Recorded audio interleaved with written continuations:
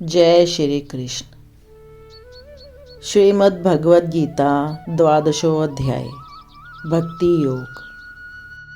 निर्गुण निराकार ब्रह्म की और सगुण साकार भगवान की उपासना करने वाले दोनों प्रकार के उपासकों में उत्तम उपासक कौन है?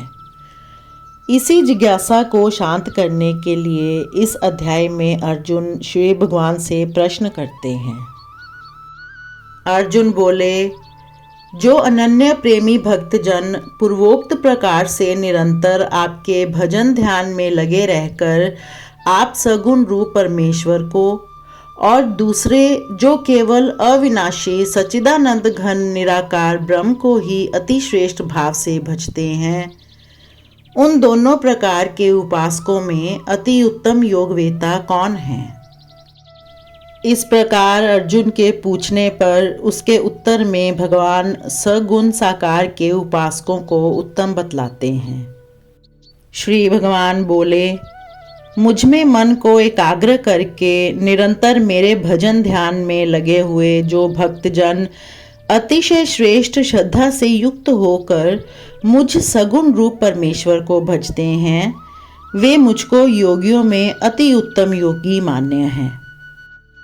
परंतु जो पुरुष इंद्रियों के समुदाय को भली भांति वश में करके मन बुद्धि से परे सर्वव्यापी अकथनीय स्वरूप और सदा एक रस रहने वाले नित्य अचल निराकार अविनाशी सच्चिदानंद घन ब्रह्म को निरंतर एक ही भाव से ध्यान करते हुए भजते हैं, वे संपूर्ण भूतों के हित में रत और सब में समान भाव वाले योगी मुझको ही प्राप्त होते हैं। उन सच्चिदानंद घन निराकार ब्रह्म में आसक्त चित्त वाले पुरुषों के साधन में परिश्रम विशेष है, क्योंकि देहाभिमानियों के द्वारा अव्यक्त विषयक गति दुखपूर्वक प्राप्त की जाती है। परंतु जो मेरे परायण रहने वाले भक्तजन संपूर्ण कर्मों को मुझ में अर्पण करके मुझ सगुण रूप परमेश्वर को ही अनन्य भक्ति योग से निरंतर चिंतन करते हुए भजते हैं, हे अर्जुन, उन मुझ में चित्त लगाने वाले प्रेमी भक्तों का मैं शीघ्र ही मृत्यु रूप संसार समुद्र से उद्धार करने वाला होता हूँ।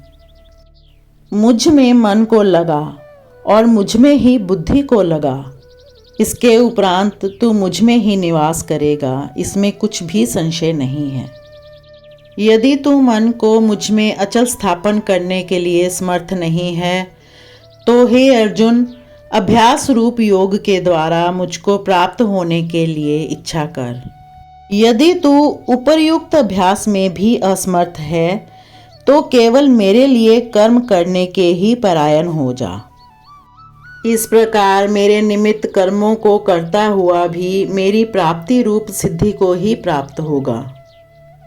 यदि मेरी प्राप्ति रूप योग के आश्रित होकर उपयुक्त साधन को करने में भी तू असमर्थ है, तो मन बुद्धि आदि पर विजय प्राप्त करने वाला होकर सब कर्मों के फल का त्याग कर।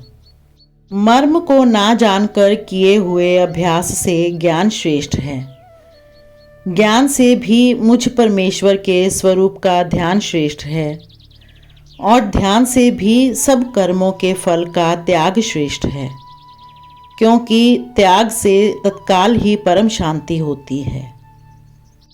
जो पुरुष सब भूतों में द्वेष भाव से रहित, स्वार्थ रहित, सबका प्रेमी और हेतु रहित दयालु है, तथा ममता से रहित, अहंकार से रहित, सुख दुखों की प्राप्ति में सम और क्षमावान है, अर्थात अपराध करने वाले को भी अभय देने वाला है, तथा जो योगी निरंतर संतुष्ट है, मन इंद्रियों सहित शरीर को वश में किए हुए है और मुझ में दृढ़ निश्चय वाला है, वह मुझ में अर्पण किए हुए मन बुद्धि वाला मेरा भक्त मुझको प्रिय है।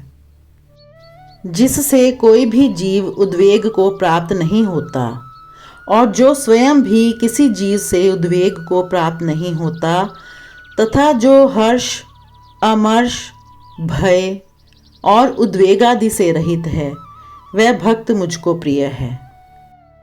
जो पुरुष आकांक्षा से रहित, बाहर भीतर से शुद्ध, चतुर, पक्षपात से रहित और दुखों से छूटा हुआ है, वह सब आरंभों का त्यागी मेरा भक्त मुझको प्रिय है।